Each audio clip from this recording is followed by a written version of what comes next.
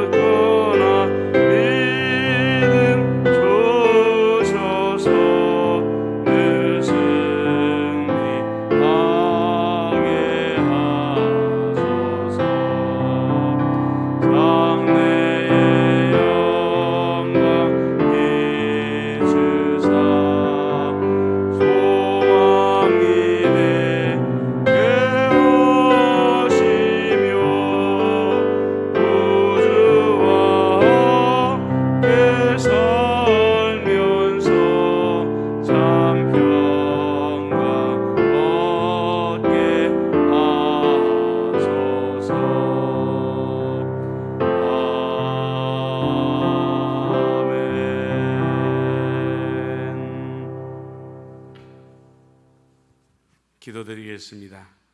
살아계시고 역사하시는 만군의 주 여호와 아버지 하나님, 지난 3일 동안도 우리와 동행하여 주시고 주님의 날개로 우리를 덮어주시어서 이곳까지 이르게 하여 주심을 감사합니다.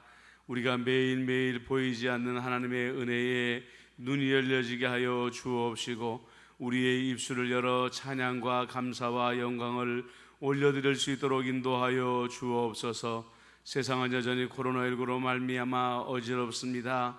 많은 사람들이 질병에 시달리고 또 죽어가고 있사오며 경제는 흔들려서 소상공인들은 아버지 비탄에 빠져 있는 것을 누구보다도 주님께서 잘 아실 줄로 믿습니다.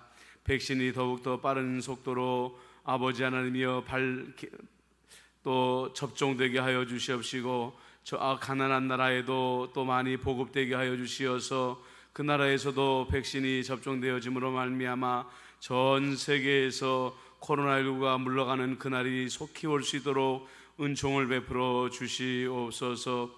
우리나라를 긍휼히 여겨 주옵소서. 지금 나라의 경제가 어지럽고 코로나19로 말미암아 많은 사람들이 또 감염되고 있는 이 시기에 정치인들은 국민들을 돌보는 일에 힘쓰지 아니하며 아버지 이전투구로 낮과 밤을 세우고 있습니다. 아버지 그들의 마음은 내년에 있을 대통령 선거에 가 있고 오늘 국민들의 마음을 국민들의 삶을 헤아리지 못하고 있사오니 저들의 죄를 용서하여 주옵소서. 아버지 하나님이여 온 힘을 다하여서 지금 당장 처한 이 코로나 위기와 또 경제적인 위기를 극복하는 데에 힘을 쏟게 하여 주시옵시고 특별히 우리 예수 믿는 정치인들이 마음을 모두어서 나라를 바로 세우는 일에 힘을 모을 수 있도록 은총을 더하여 주옵소서. 하나님 아버지, 우리 임마누엘 교회가 주의 은혜로 40주년을 맞이하게 되었습니다. 주의 은혜요, 그동안에 창립하고 무릎 꿇고 눈물을 흘린 모든 우리 어르신들의 수고의 은혜인 것을 믿고 감사를 드립니다.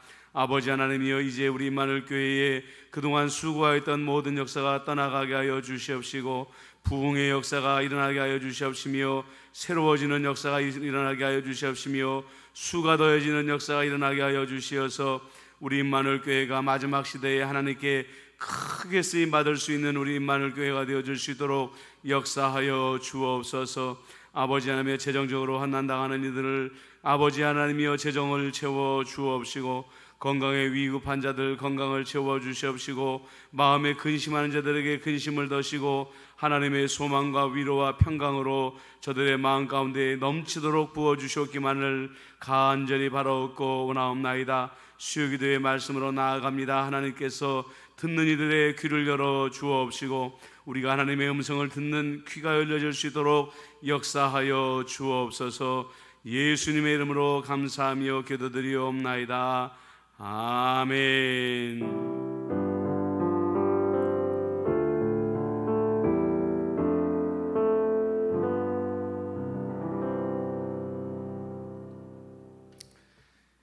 예, 오늘 우리에게 주시는 하나님의 말씀 마태복음에 있는 말씀입니다. 마태복음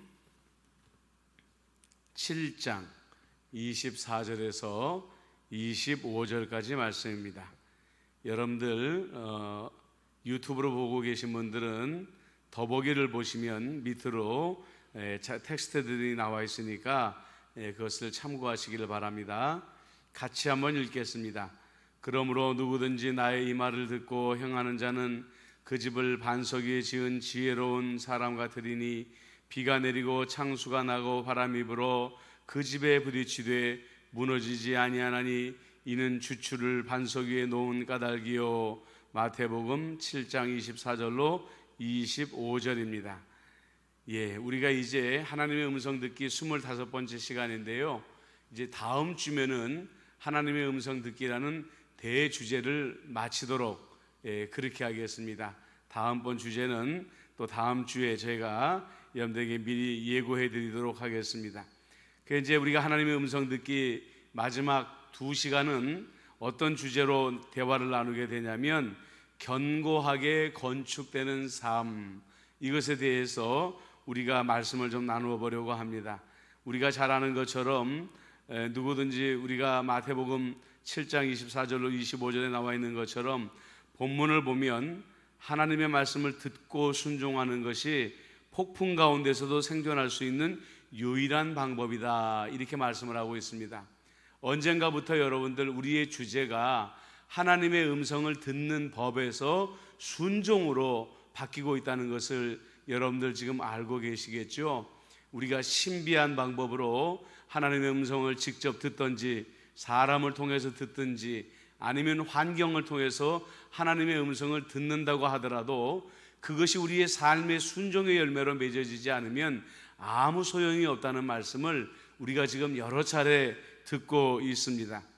이 다음 구절이 굉장히 중요한데요, 하나님의 음성을 듣고 그것을 우리들의 가치 체계와 행동 양식과 사고와 대화 속에 충실하게 적용시키는 것은 삶을 지탱해 나가는데 필요한 선행 조건이다, 이렇게 말을 하고 있습니다. 하나님의 음성을 듣고 우리의 가치관에 하나님의 음성이 들어가야 된다는 거예요. 우리의 행동 양식, 우리의 행동 습관에 하나님의 말씀이 들어가야 된다는 것입니다. 우리가 생각하는 것에 하나님의 음성이 들어가야 된다는 거예요. 우리가 사람들과 주고받는 모든 우리의 입술의 대화 속에 하나님의 음성이 들어가야 된다는 거예요. 그러니까 한마디로 우리가 바깥에 나가서 삶을 살 때 예수 믿는 사람이 왜 저래? 이런 소리를 들으면 안 된다는 것입니다. 하나님의 음성이 우리의 가치 체계와 행동 양식과 사고와 언어 속에 틀이 박혀서 예수 믿는 사람은 다르구나 하는 소리를 우리가 들어야 하나님의 음성을 듣는 사람으로서 충분히 우리는 자격이 있는 사람이 된다는 것입니다. 자, 첫 번째로 보면 인생을 잘 건축하기 위한 요건이 나오는데 두 가지가 나옵니다. 예수님께서는 어떻게 해야 든든하게 잘 세워지는 삶을 살 수 있을까? 두 가지의 간단한 요건들을 우리에게 제시하여 주십니다. 성경에 보면 그렇죠. 하나님의 말씀은 우리가 듣기에 어려운 것이 아니요 우리가 실천하기에 어려운 말씀을 하시는 적이 없다고 그랬습니다. 우리가 듣기에 쉬운 말씀이요 우리의 삶에서 얼마든지 실천할 수 있는 말씀만 주신다고 그랬죠. 첫째가 그래서 하나님의 말씀을 듣는 것이다. 이제까지 우리가 24주에 걸쳐서 어떻게 하면 하나님의 음성을 들을 수 있을까 이 연습을 끊임없이 하지 않았습니까? 그리고 우리가 의식 성찰 기도를 통하여서 성령님의 음성을 듣는 훈련을 계속해서 했어요. 자, 그 음성을 들으라는 것이고 둘째가 들은 그 음성을 순종하라는 것이라는 것입니다. 디모데후서 3장 16절에도 17절에 이렇게 나옵니다. 모든 성경은 하나님의 감동으로 된 것으로 교훈과 책망과 바르게 함과 의로 교육하게 하기에 유익하니 이는 하나님의 사람으로 온전하게 하며 모든 선한 일을 행할 능력을 갖추게 하려 함이라. 여기까지는 하나님의 음성을 듣는 일이 얼마나 중요한 일인가 하는 것을 말하고 있는 것입니다. 하나님의 말씀이 근원이 무엇이냐? 하나님의 감동, 하나님의 영감으로부터 내려온다는 것이에요. 옛날 우리가 유교가 우리나라의 500년 역사를 지배할 때에 사람들이 누구를 찾아다녔냐면은 유교의 학자들을 찾아다녔습니다. 유교의 영감을 충만히 받고 그 말씀대로 충실히 살아가는 사람들을 스승으로 찾고자 얼마나 많은 전국 방방의 이 서당들을 찾아다녔는지 몰라요. 마찬가지로 하나님의 말씀은 하나님의 영감이 들어가 있는 책임이라는 거죠. 하나님의 영감, 하나님의 감동으로 된 것으로 교훈과 책망과 바르게 함과 의로 교육하기에 유익하니, 자 보십시오, 하나님의 사람으로 온전하게 한다라고 말하고 있습니다. 온전이라는 건 뭐죠? 영어로 퍼펙트하게 만든다. 요즘 우리 대치동에는 아이들이 밤과 낮을 구별하지 아니하고 수많은 학원을 다니면서 지식을 쌓아 나갑니다. 그런데 여러분, 지식이 사람을 만들어가는 것이 아니라 하나님의 말씀이 사람을 온전히 세운다고 말하고 분명히 있어요. 지식은 우리들의 이 지각에 영향을 미치지만 하나님의 말씀은 우리의 영감을 움직이고 우리의 영성을 움직이고 하나님의 말씀은 우리의 감성을 움직이기 때문에 그렇다는 거예요. 지금 대한민국의 어린아이들은 반쪽짜리 교육을 받고 있는 것입니다. 영혼이 없는 교육, 감성이 없는 교육, 영성이 없는 교육을 받기 때문에 그들이 하나님 앞에 온전한 사람이라는 칭찬을 들을 수가 없다는 거예요. 그러면 하나님께서 사람을 온전하게 세우는 일은 그 궁극적인 목적이 뭐냐? 모든 선한 일을 행할 능력을 갖추게 하기 위함이다. 언젠가도 여러분들에게 말씀을 드렸지만 예전에 리먼 브러더스 사건이라고 해가지고 미국에 엄청난 금융사건이 일어나가지고 수십만의 사람들이 직장을 쫓겨나가고 나라가 경제적인 엄청난 위기에 몰렸던 적이 있었습니다. 그때의 그 금융의 사태를 일으킨 사람들이 다 누구냐? 아이비리그 출신들이라는 거예요. 우리가 그렇게 유명히 아는 하버드 대학교, 무슨 예일 대학교, 우리가 이름만 대면 알 수 있는 그런 대학의 인류 대학의 학생들이 자기들이 더 많은 이익을 얻고자 사회를 엄청난 혼란에 빠뜨렸다는 거죠. 기독교의 교육의 목적은 사람을 온전히 세워서 선한 일을 하게 함으로 말미암아 사회를 건강하게 만드는 데에 목적이 있다는 것입니다. 이것이 우리 그리스도인들의 교육의 목적이라는 것을 어떻게 보면 예수님 믿는 사람들도 모를 때가 많아요. 그래가지고 예수 믿는 부모들이 아이들에게 야, 너희들 대학교 들어간 다음부터 교회 나오면 돼. 그러니까 초등학교, 중학교, 고등학교 때는 공부 열심히 하고 수학, 영어 열심히 하고 과학 열심히 한 다음에 대학 때 보자 라고 말하는 사람들이 있어요. 여러분 어린 시절에 수학과 영어와 과학의 기초를 쌓아놓지 못하고 대학에 들어가게 되면 그것을 학문을 이해할 수 있습니까? 이해할 수 없습니다.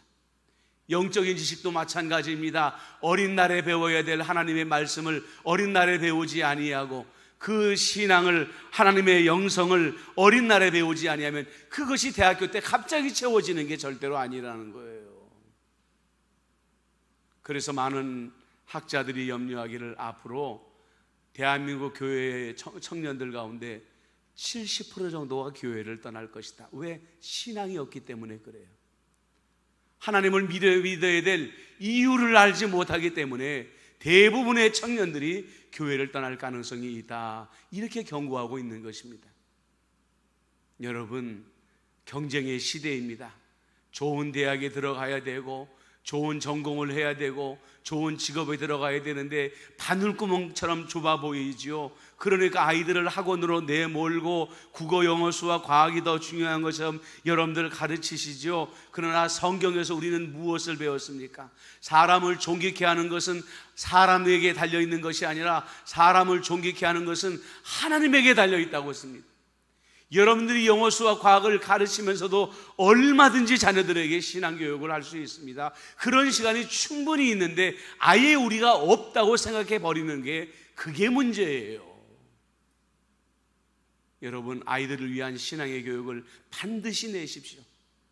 예배에 보내십시오. 지금 우리가 이 온라인으로 예배드리는 예배라도 꼭 예배를 드릴 수 있도록 하십시오. 그 예배가 아이들에게 영성을 주고 사람을 온전하게 함으로 말미암아 나아가서 세상을 유익하게 하는 좋은 사람이 될 줄로 믿습니다.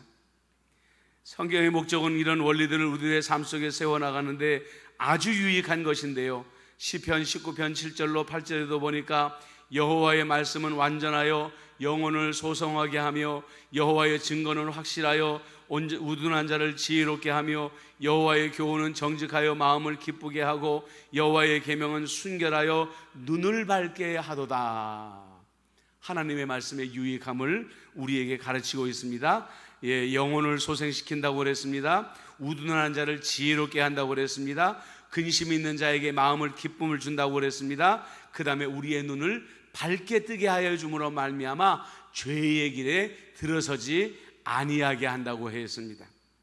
여호수아에게 하신 말씀도 잊지 말아야 됩니다. 여호수아 1장 7절로 8절에 보니까 오직 강하고 극히 담대하여 나의 종 모세가 내게 명령한 그 율법을 다 지켜 행하고 우로나 좌로나 치우치지 말라. 그리하면 어디로 가든지 형통하든지 잘 될 것이다 라고 말하고 있습니다. 이 율법책을 내 입에서 떠나지 말게 하며 주야로 그것을 묵상하여 그 안에 기록된 대로 다 지켜 행하라. 그리하면 내 길이 평탄하게 될 것이요 내가 형통하리라. 분명히 여호수아에게 하나님께서 이렇게 약속하고 있다는 것입니다. 그리고 약속대로 여호수아는 가는 곳마다 승승장구하여서 이스라엘이 가나안을 점령하는 데에 1등 공신이 됐다는 걸 우리는 알아야 합니다. 말씀의 중요성을 깨닫고 성경의 여러 가지 원칙들에 대하여 세심한 주의를 기울이며 말씀의 뿌리를 박는 생활을 함으로써 우리들은 견고한 삶을 살 수 있다는 이 단순한 진리를 우리가 절대로 잊어서는 안 될 것입니다. 자, 그 다음 페이지에 넘어가면 바울은 골로새서 3장 16절에 이렇게 말합니다. 그리스도의 말씀이 너희 속에 풍성히 거하여 모든 지혜로 피차 가르치며 권면하고 시와 찬송과 신령한 노래를 부르며 감사한 마음으로 하나님을 찬양하고. 여러분들, 이것은 영적인 원리이고 영적인 순서와 절차다라고 말할 수가 있습니다. 먼저 그리스도의 말씀이 우리 속에 풍성히 거하게 되면은요, 우리는 이 지혜를 나만 가지고 있을 수 없게 됩니다. 남과 이 지혜를 나누기 원하여서 이 지혜를 남에게 가르쳐주고 싶어 한다는 거예요. 코로나19 시대에 그래도 견고히 서 있는 교회들이 있습니다. 다른 교회들은 지금 수가 줄고 재정이 줄어가지고 어찌할꼬 하는데 어느 교회들은 우리는 전혀 수가 줄지 아니하고 도리어 늘고 있습니다 라고 말하는 교회들의 공통점이 무엇이냐? 팀별 성경 공부가 잘 이루어지고 있는 곳이. 그래서 모이지 못하면은 줌을 통해서 구역 예배를 드리고 열심히 성경 공부하며 말씀을 충만히 채우고 충만한 말씀을 서로 나누는 교회들은 흔들리지 아니하고 흩어지지 아니하고 있더라는 것입니다. 여러분, 그렇게 되면 어떻습니까? 우리들의 말씀이 충만하고 서로에게 지혜를 나누게 될 때에 우리의 마음과 우리의 영혼에서 저절로 하나님을 향한 시와 찬송과 신령한 노래가 나온다는 거예요. 찬송 부르겠습니다 해서 찬송이 나오는 게 아니라 하나님의 말씀이 우리 안에 가득 차고 넘치면 하나님을 높여드리고 싶어서 하나님을 향한 찬송의 소리가 저절로 울려 나오게 돼 있다는 거죠. 여러분들, 이것이 진짜 교회인 것입니다. 우리 임마누엘 교회도 코로나19를 극복해 나가는 과정 속에서 하나님의 말씀을 더욱더 열심히 연구하고 열심히 연구한 말씀을 서로 나누고 시와 찬송과 신령한 노래가 차고 넘쳐나는 임마누엘 교회가 되시기를 주님의 이름으로 축복합니다. 둘째로 필요한 것은 다시 말씀드립니다. 하나님의 말씀에 따라 주의하며 순종하며 그 말씀을 우리 삶에 적용하는 것이라고 그랬습니다. 아까 우리가 첫 번째 페이지에서 분명히 배웠죠. 우리의 가치 체계와 행동 양식과 사고와 대화 속에 충실히 적용되어야 된다. 머릿속에만 있어서는 안 된다. 가슴에 내려와야 된다. 시편 119편의 말씀들이 하나님의 말씀에 순종해야 하는 이유를, 그 중요성을 우리에게 가르쳐 준대요. 먼저 첫 번째로 1절과 2절에 보면 행위가 완전하여 여호와의 율법을 따라 행하는 자들은 복이 있으며 여호와의 증거들을 지키고 진심으로 여호와를 구하는 자는 복이 있도다. 여러분들, 여기서 말하는 복이라는 것은 무엇을 말합니까? 아브라함에게 주셨던 복을 말합니다. 아브라함에게 하늘의 별과 같이 바닷가의 모래와 같이 너희의 자손들을 풍성하게 하리라 하였고, 고대 근동 지역에서 아브라함보다도 부유했던 자가 한 명도 없었다는 것을 우리는 잘 알고 있습니다. 그런데 누구에게 이런 복을 주겠느냐? 행위가 완전하며 여호와의 율법을 따라 행하는 자들에게 복이 있으며 여호와의 증거들을 지키고 진심으로 여호와를 구하는 자들에게 복이 있다. 여기서 말하는 진심은 전심입니다. All my heart라고 말하죠. 내 모든 마음을 통해서 하나님의 말씀을 찾고 하나님을 구하는 자에게 복이 있다라고 말하는 거예요. 그 다음에 119편 24절에 보니까 주의 증거들은 나의 즐거움이요 나의 충고자이니이다. 여러분들은 여러분들의 삶 속에서 누구의 말을 제일 많이 듣습니까? 누구를 여러분들의 어드바이저로 삼고 살고 있습니까? 여러분들, 내가 누군가를 나의 충고자로 세운다는 것은요, 그 사람과 가치관을 공유한다는 것을 말합니다. 그 사람과 나와 철학을 공유한다는 것이에요. 이것은 굉장히 중요한 일입니다. 만약에 나의 아버지가 내가 제일 존경하는 나의 충고자라고 한다면 나는 나의 아버지와 가치관을 공유하고 나도 모르는 사이에 철학을 공유하게 되죠. 어렸을 때 나는 아빠를 싫어했는데 내가 성장한 다음에 사람들이 나를 보고 뭐라고 말하냐면, 야, 너는 어떻게 하는 것이 말이나 행동이 너희 아빠하고 똑같니? 라는 말을 듣게 되는 것이, 나도 모르는 사이에 나의 아버지를 내 인생의 최고의 어드바이저로 삼았기 때문에 그렇다는 거예요. 그렇기 때문에 여러분들, 듣기에 조심하라. 성경이 그렇게 말하는 거예요. 그런데 성경은 주의 증거들은 나의 즐거움이요 나의 충고자이니이다 라고 이렇게 말하고 있다는 거예요. 누구의 말만 듣겠다는 겁니까? 여호와 하나님 말씀만 듣겠다는 것입니다. 여호와의 말씀만을 듣겠다는 것입니다. 여호와만이 나의 충고자이므로 그분이 내 말씀에, 내 마음에 말하고 내 양심에 말하고 내 영혼에 말하는 것만 듣겠습니다. 그러면 큰바의 얼굴처럼 언젠가 사람들이 나에게 말을 하죠. 당신은 말하는 것이 예수님 같아요. 당신은 행동하는 것이 예수님 같아요 라는 말을 듣게 되어진다는 것입니다. 또한 33절로 34절에 보니까 여호와여 주의 율례들의 도를 내게 가르치소서. 내가 끝까지 지키리이다. 나로 하여금 깨닫게 하여 주옵소서. 내가 주의 법을 준행하여 전심으로 지키리이다. 아까 진심으로, 전심으로, 이것은 내적으로 같은 의미를 가지고 있습니다.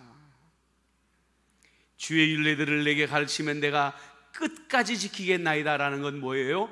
하나부터 열까지 지키겠다는 것이고, 처음 내 인생부터 내 인생을 마치는 날까지 하나님의 말씀을 지키겠다는 것을 말하는 것입니다. 나를 깨닫게 하여 주신다고 한다면 내가 전심을 다하여서 내가 하나님의 말씀을 지키겠습니다 라는 것을 말하고 있는 것입니다. 71절로 72절에 보니까 고난당하는 것이 내게 유익이라. 이로 말미암아 내가 주의 율례들을 배우게 되었나이다.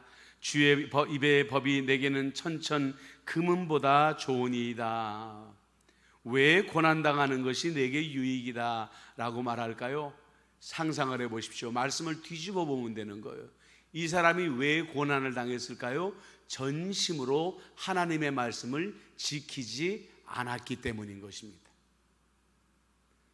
그런데 이 사람은 지혜로운 사람이에요.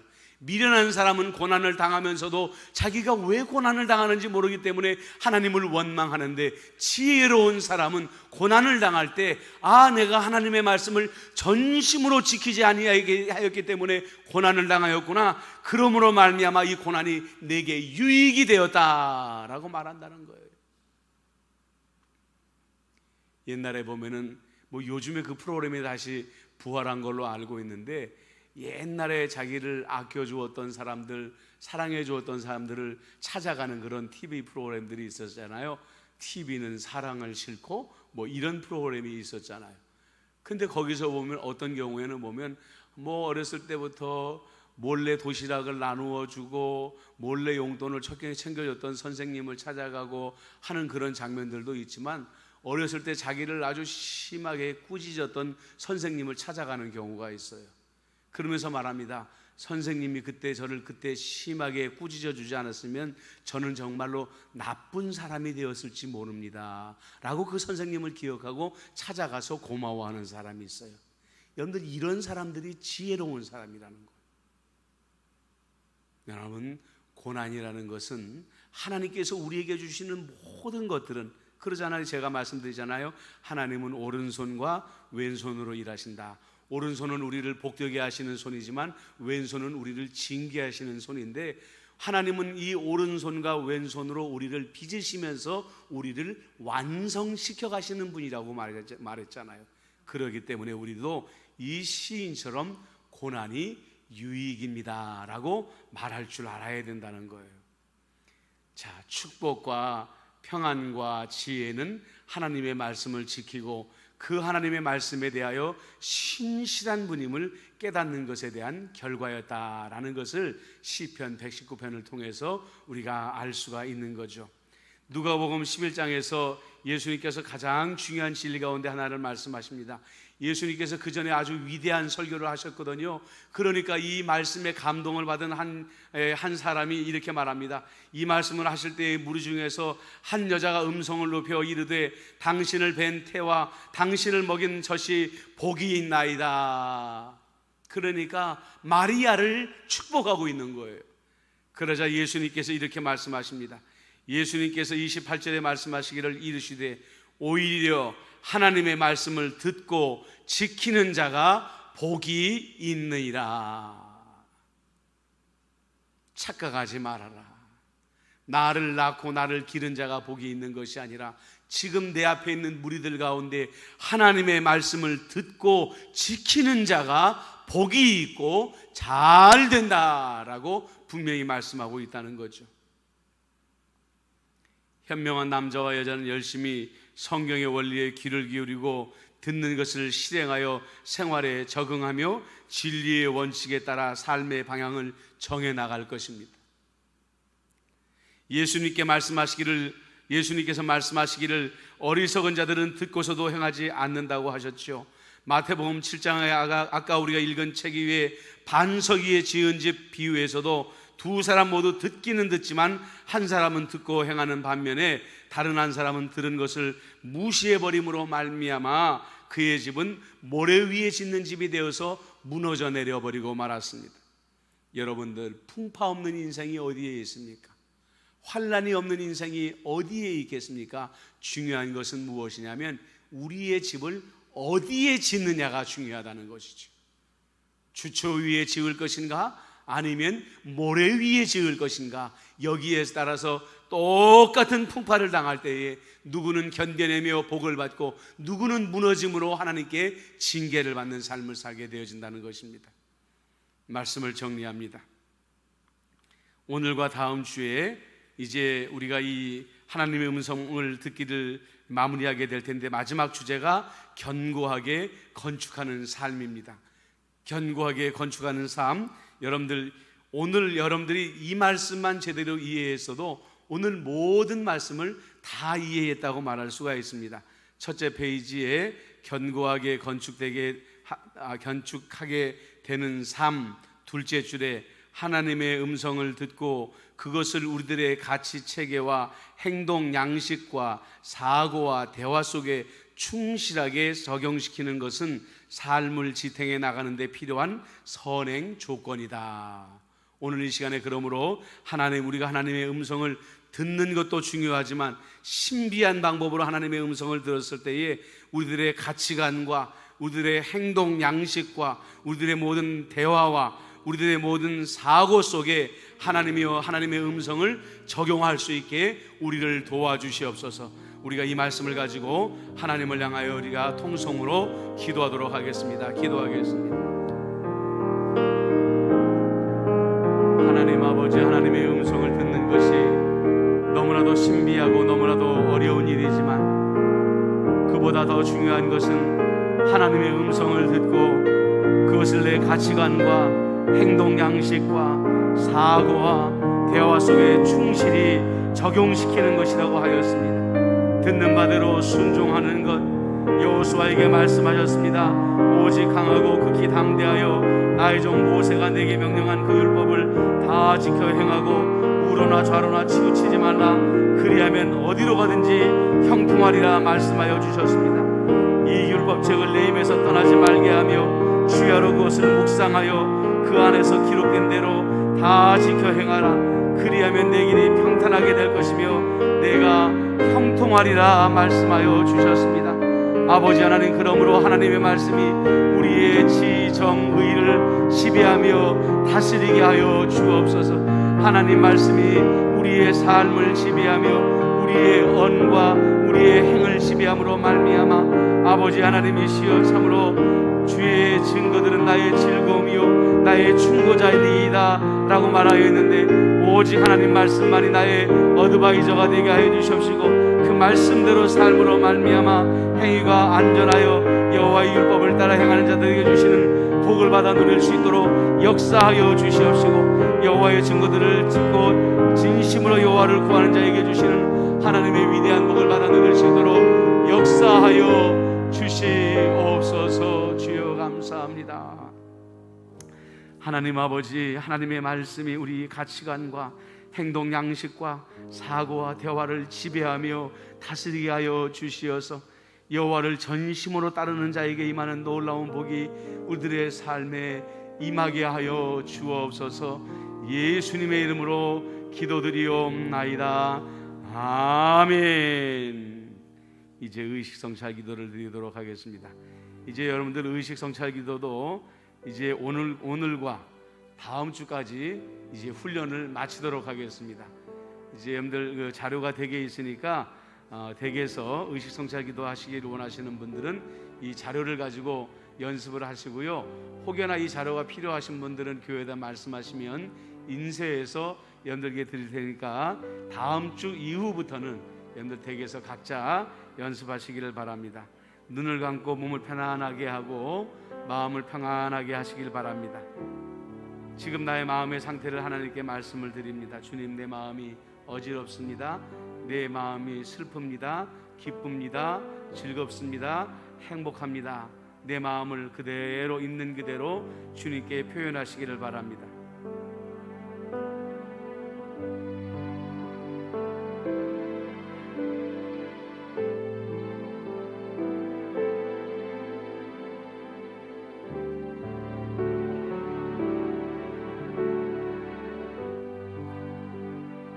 오늘도 이제 예수님께 감사의 고백으로 나가십시다. 예수님, 오늘도 성령님을 통해 내가 사는 이 세상에 나와 함께 해주셔서 감사합니다. 이 시간 주님이 나와 함께 하심으로 인해 기뻐합니다. 감사의 고백을 드리십시오.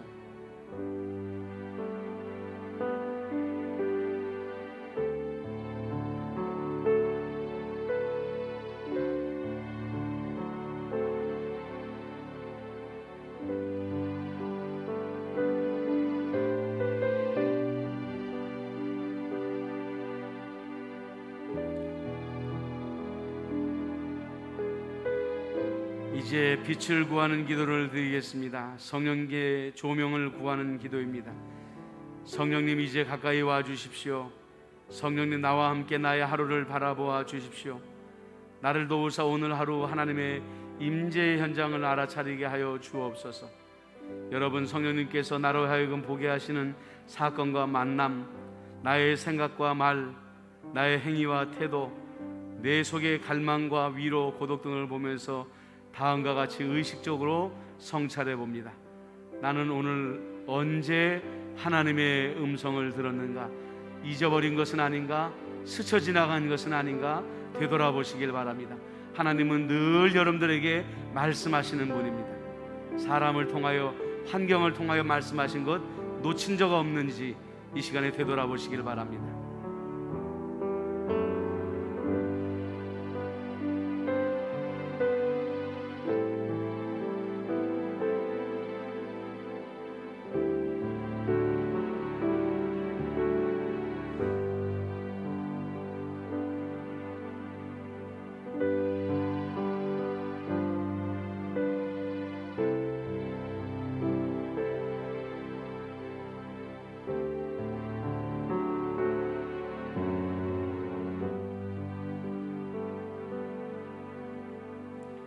이제 이어서 묵상합니다. 나는 오늘 어느 순간에 주님의 순서가 바뀌었네요. 나는 오늘 언제 하나님이 함께 하심을 느꼈는가?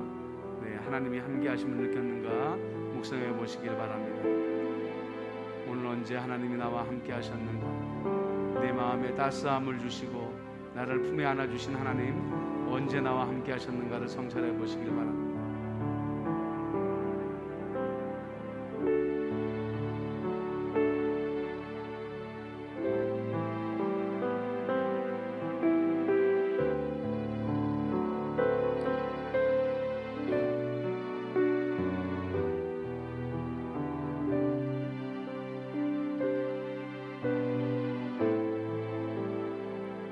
이제 마지막으로 성찰합니다. 나는 오늘 어느 순간에 주님의 음성을 거절했는가?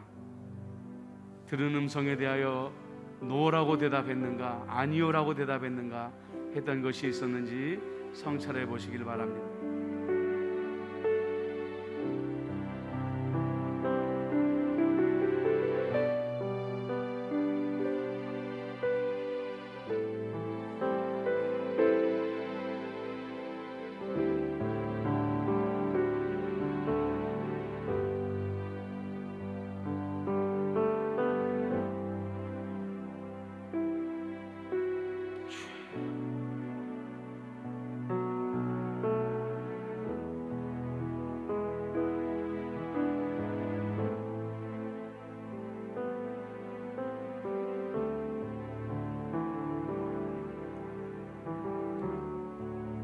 이제 여러분들이 성찰한 것을 하나님께 기도로 말씀드리는 시간입니다.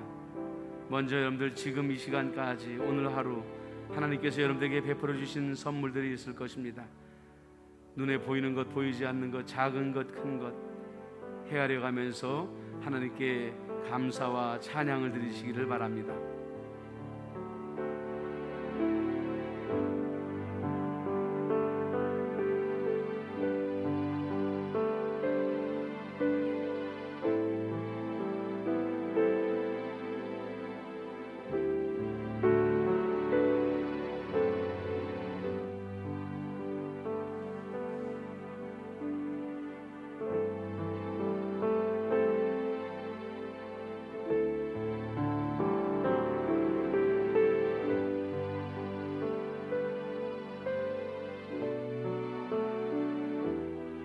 이제 이어서 기도합니다. 우리 안에 이 험한 세상을 살아가면서 다친 우리 마음의 아픔과 연약한 상처들이 있습니다.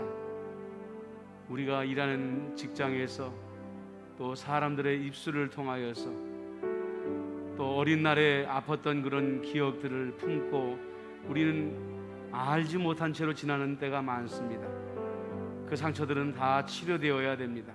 성령님께서 우리 영혼에 빛을 비춰주심으로 말미암아 내 안에 있는 모든 아픈 상처들을 깨끗이 치유해 주시도록 내 마음속에 하나님께서 온유한 마음과 용서하는 마음을 부어주시도록 위에서 함께 기도하도록 하겠습니다. 기도합니다. 아버지 하나님, 간절히 기도합니다.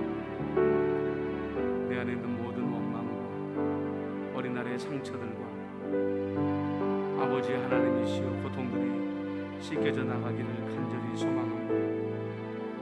기억이 지워지고 잊혀지고 주님이 우리의 죄를 깊은 바다에 던지는 것처럼 나에게 행한 모든 악행들을 깊은 바다에 던져버리고 다시는 기억나지 아니하도록 역사하여 주옵소서. 내 마음의 가시들을 뽑아주시옵시고 진정한 용서를 배우게 하여 주시옵시며 진정한 그리스도의 사랑을 배움으로 내 영혼이 자유함을 누리게 하여 주옵소서.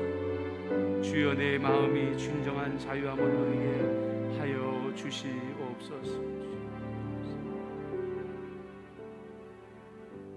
이제 마지막으로 여러분 오늘 하루를 바라보시면서 나의 생각으로, 나의 입술로, 나의 손과 발의 행동으로 하나님께 죄를 범한 것은 없는지 이 시간에 한번 돌아보시면서 하나님께 회개의 기도를 드리도록 하겠습니다. 기도하겠습니다. 하나님의 약속을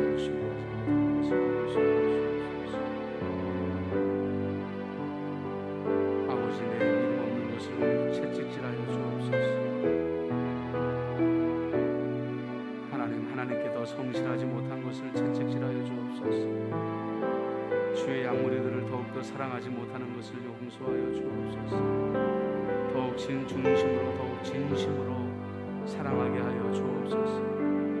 내게 맡겨주신 양무리들을 아버지 하나님이시여 참으로 안아주고 품어주며 위로하며 아버지 사랑할 수 있고 용서할 수 있도록 은총을 더하여 주시옵소서.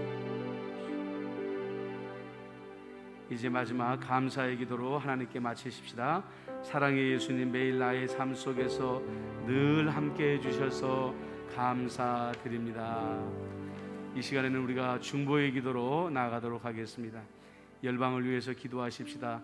인도에서 40만 명의 확진자들이 매일 나오고 있는데 안타까운 것은 수천 명의 크리스찬들이 이번에 그 감염 사태를 통해서 목숨을 잃었다고 합니다.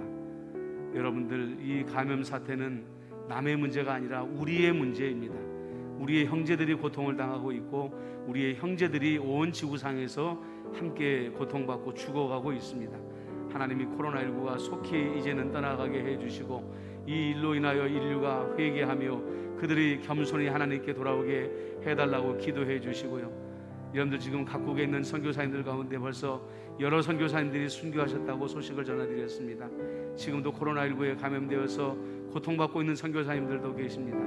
여러분들, 이 선교사님들 빨리 치유되게 기도해 주시고 또 아버지를 잃어버린 그 선교사님들 가정들 하나님께서 눈동자 같이 지켜달라고 열방을 위해서 여러분들 기도해 주시면 고맙겠습니다. 우리나라를 위해서 기도해 주십시오. 나라의 기강이 무너졌습니다.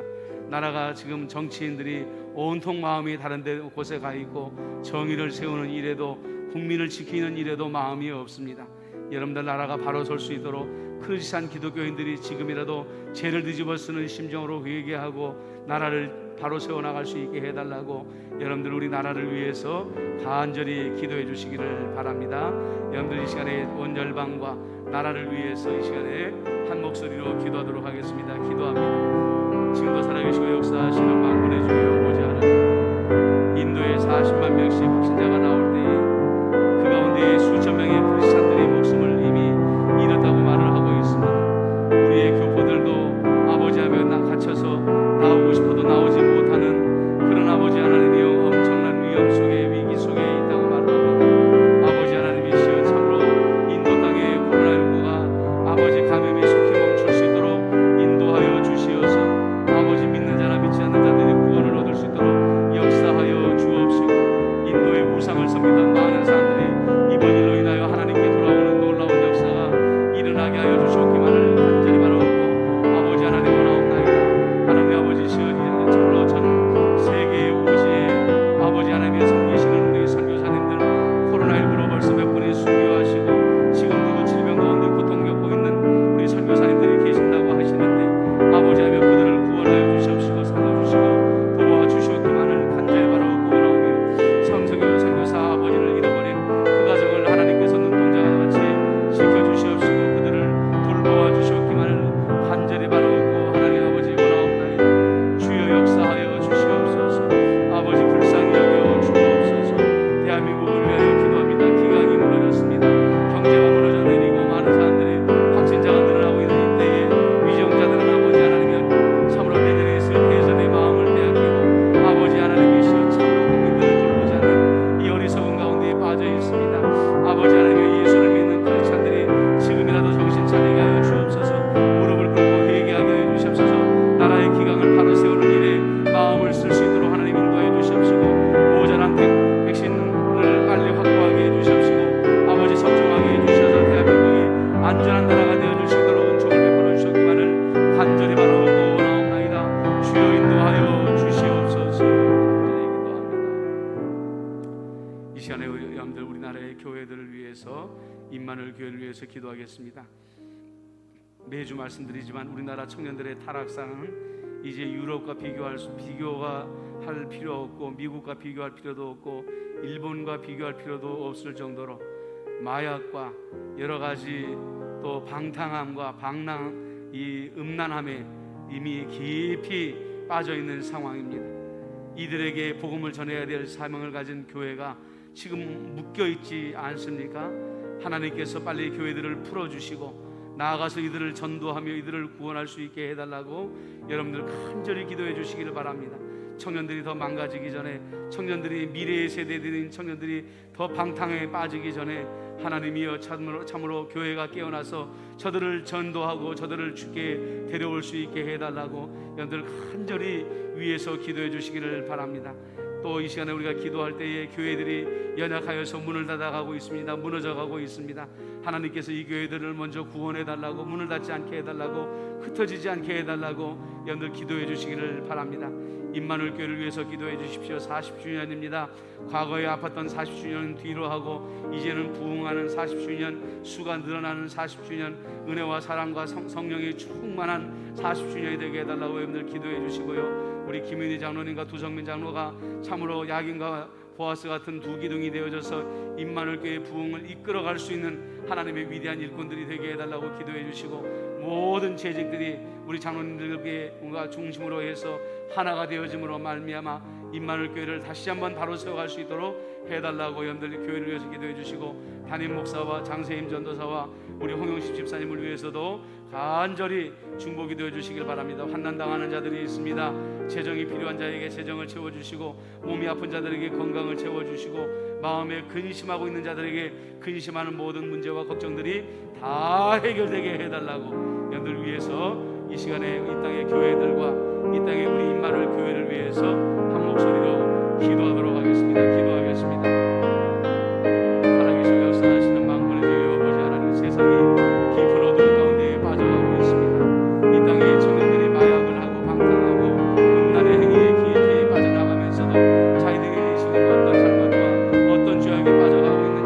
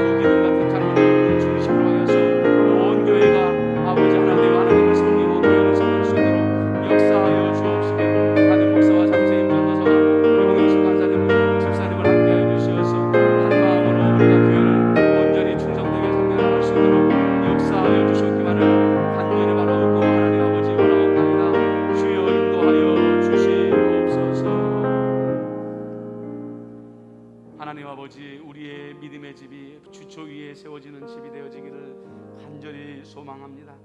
온 열방이 고통받을 때 우리 그리스도인들도 함께 고통받고 죽어가고 있다는 것을 알게 하여 주시어서 더욱더 이 코로나19의 퇴치를 위하여 기도하는 임마누엘의 성도들이 되게 하여 주시옵시고, 아버지 우리 선교사님들을 위하여 기도하지 아니할 수가 없습니다.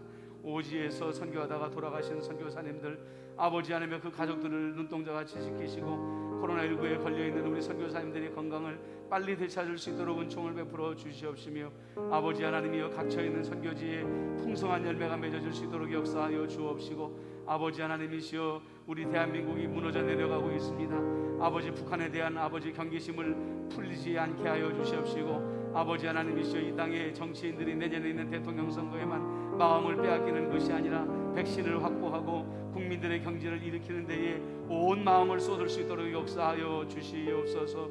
아버지 이 땅의 교회들이 깨어야 이 땅에 죽어가는 젊은이들을 살리고 이 땅에 죽어가는 사람들을 살릴 수가 있사오니, 아버지 교회에 묶인 손과 발을 빨리 풀어주시옵시고 코로나19가 속히 끝날 수 있도록 도와주시옵시고, 무너져가는 교회들, 흩어져가는 교회들을 하나님께서 구원하여 주셨기만을 간절히 바라옵고 원하옵나이다. 아버지 하나님이시여 우리 임마누엘교회가 40주년을 맞이합니다. 감사합니다. 아버지 우리 임마누엘교회의 40주년이 수가 늘어나는 40주년이요 은혜와 기쁨과 성령의 충만한 아버지 40주년이 되게 하여 주시옵시며, 수가 더해지고 부흥하는 40주년이 되게 하여 주시옵시며, 서로 사랑하는 40주년이 되게 해주시고 믿음으로 하나 되어지는 40주년이 되어지게 하여 주시옵시며, 우리 김민희 장로님과 두성민 장로님이 앞장서서 나아갈 때에 모든 재직들이 한 마음으로 아버지 섬기며 함께 주님의 교회를 부흥시켜 나갈 수 있도록 역사하여 주옵시고, 아버지 담임 목사와 또 우리 장세임 전도사님과 홍영식 집사님이 맡은 바직분을 잘 감당함으로 말미암아 작은 불꽃이 되어서 큰 불꽃을 일으키는 그러한 영혼이 되어질 수 있도록 역사하여 주옵소서. 예수님의 이름으로 축복하며 기도드리옵나이다. 아멘. 오늘 특별히 드릴 광고는 없고요, 주보를 참고하시기를 바랍니다. 그리고 새벽 예배, 수요 기도에 실시간으로 예배 드릴 수 있으니까는요, 여러분들 여건이 되시는 분들은 예배당에 오셔서 꼭 예배를 드려주시면 감사하겠습니다. 찬송가 408장 함께 부르시겠습니다.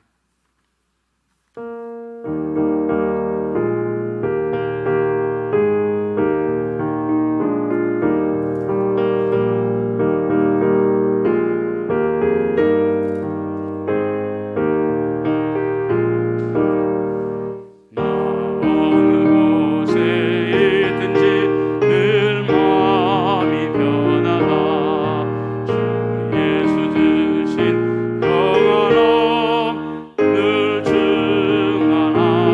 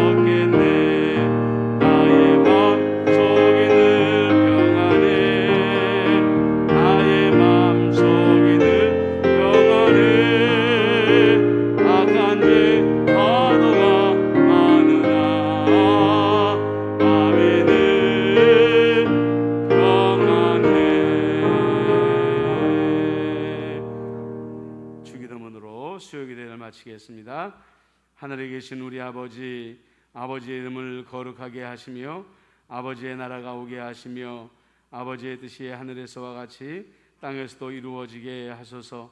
오늘 우리에게 일용할 양식을 주시고 우리가 우리에게 잘못한 사람을 용서하여 준 것 같이 우리 죄를 용서하여 주시고 우리를 시험에 빠지지 않게 하시고 악에서 구하소서. 나라와 권능과 영광이 영원히 아버지의 것입니다. 아멘.